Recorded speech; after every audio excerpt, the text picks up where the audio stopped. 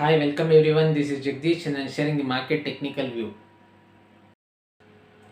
Nifty has held on to the supports of 19,450, 19,400 zones and rebounded up to levels of 19,800, 19,830 zones.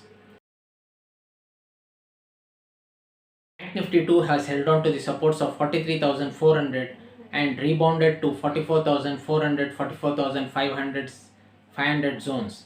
For now, Bank Nifty crucial supports placed still around 43,800 and 44,850 remains the strong resistance zones.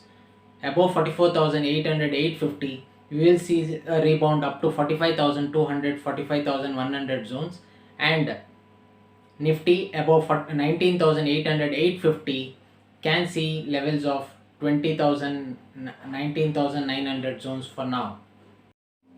IT index providing a dip and provide a great opportunity for long-term investments and wealth creation. That's all for now. Thank you. See you in our next video. If our analysis is helping you in your trading decisions and investment decisions, do hit the like button and share it to your friends. And do subscribe if you have not subscribed our channel. Do subscribe for more market insights and more market updates. Thank you. Happy investing. Take care.